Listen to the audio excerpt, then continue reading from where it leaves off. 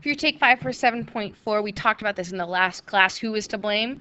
You have to explain why did you choose the country that you chose? Some of the things that we heard was that Serbia shouldn't have been using terrorist tactics. If they had just waited, Franz Ferdinand would have made things better, but on the other side, Serbia wanted to be reunited between Bosnia and Serbia. Some people say that it's Austria because of their poor leadership. If they had been less harsh on the people they were ruling, there wouldn't have been the terror tactics anyways. Some people said it was Germany in writing that blank check in offering full support to whatever Austria wanted. Some people said it was Russia. They were the first to get the military action started by preparing their troops. No one said Belgium, no one said France, no one said Britain, but I think all of you really feel that it was the sandwich's fault, or the driver who got lost. But you can't go to war with a sandwich or a driver. That's why they have to blame it on a country. We will continue to look at this idea of blame throughout the semester. There is a Lord of the Rings clip, if you are in Canvas, over to the right. J.R. Tolkien was not only using Lord of the Rings as an allegory between good and evil, but he himself fought in the First World War, and there are hints of this build up to war between Germany and Britain. So take a look at that clip. Lots of great suggestions of what was going on in Europe.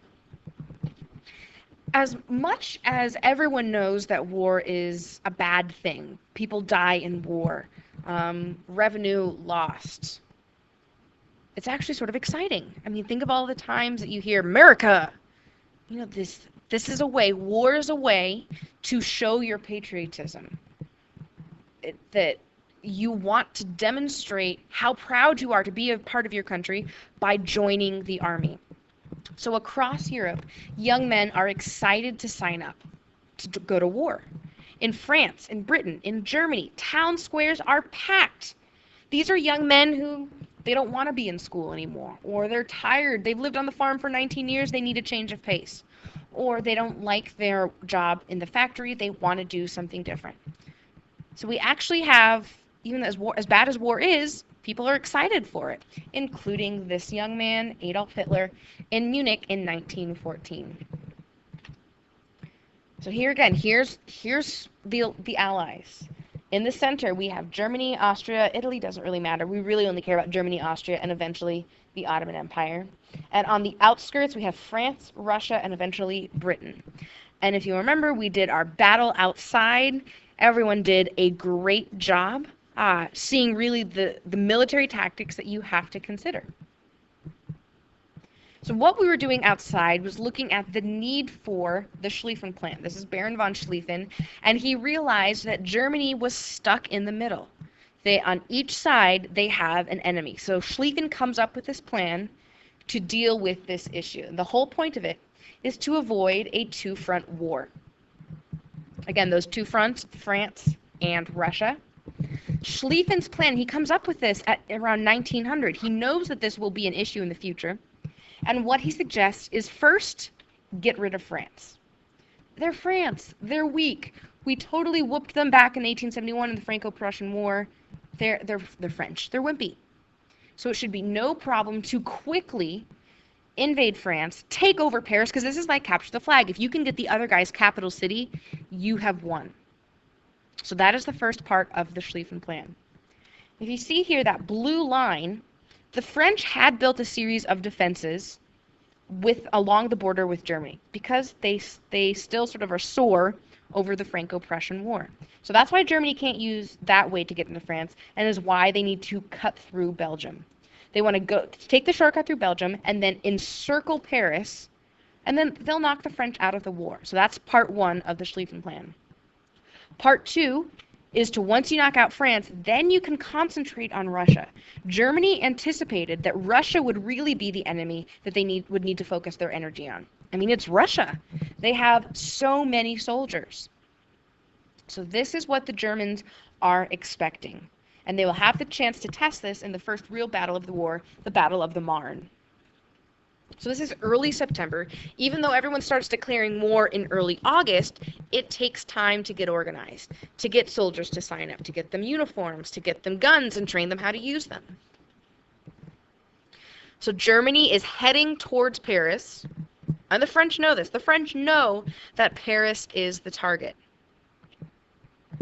And there are 6 French armies and 1 British army, because the British were already over there. They said, we're allies, we will do this together. They could have just sat there, waiting to be on the defensive, but instead, they're going to go on the offensive. They could just sit and wait for the Germans to attack Paris, but they don't. Instead, they decide to be proactive, to go on the offensive, and they set up a line along the Marne River. That's where the battle gets its name. And so the French and British decide to sort of go out and meet the Germans and hopefully prevent them from getting to Paris in the first place. There were those 6 armies of French soldiers, but it turns out they need more soldiers. Remember, the German military is superior. The problem is all of these soldiers are in Paris, and they need a way to get to the front lines. And this will be known as the miracle of the Marne, when the taxi drivers of Paris volunteer, the citizens, civilians get involved in order to ensure that their nation is victorious. These soldiers who make it out to the front are essential to the success of this battle. So here you see in purple and orange the British and French lines. The Germans, again, were not expecting much of a fight. They were expecting to win maybe a weekend, couple days max. When the British and French soldiers start pushing back, the Germans are completely caught off guard and are forced to retreat. And rather than running all the way back to Germany, they retreat to trenches that they had already built. These sort of ditches in the ground so that they can be protected from fire. So that means that the British and French soldiers are being fired upon, but they can't see who to shoot at. So then the British and French have to dig trenches. And this will lead to what we call stalemate. Wars until this point had really been about taking territory. You get the cavalry to ride in, they quickly take the territory, you win the battle, hooray. But now there is no movement. Both sides are essentially underground. So the trenches are open to the ground, open to the air, and we'll talk about that more next class. But they both are refusing to move, so they can't take over any more territory. First part of the Schlieffen Plan was to take over France. That has failed, so the whole plan has been a failure. The Germans didn't send a huge group of soldiers over to France because they didn't think it would be an issue. Most of the soldiers are focused over in Russia, and that's the Battle of Tannenberg. Now you'll remember, the Russians started mobilizing before anyone else because it takes them a long time to get ready, and it's Russia, it's very large, so it takes them a while to get to the German border. When they do, they reach East Prussia, remember that largest of territories in Germany. But the Germans had concentrated their army in eastern Germany. They expected the Russians to be the more terrible enemy, the one that would be harder to defeat. Now, the Allies' plan was exactly the opposite of the Schlieffen Plan. They really wanted to get Germany surrounded on both sides, to attack simultaneously and force Germany to split up its resources. But because Germany was expecting Russia to be the bigger enemy to defeat, they had concentrated their troops in the east. So not only is the German army technologically superior, but they have way more soldiers at the Battle of Tannenberg. Before this, the Russians, they haven't modernized. We saw that with the Russo-Japanese War in 1905. They didn't modernize.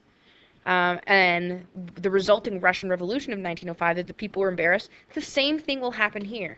While they do have lots and lots of Russians, the Germans have just as many people, if not more, and they have a better military capability. So the Russians just get wiped out.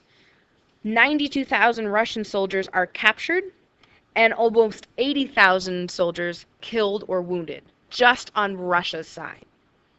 So we see that numbers are no match for technology. The Russians only lose 20,000 either to death or injury. That's 20,000 still is a lot of soldiers, but comparatively, they lose very little. But these are the types of numbers that will be involved in this war. It's extremely deadly because of the technology.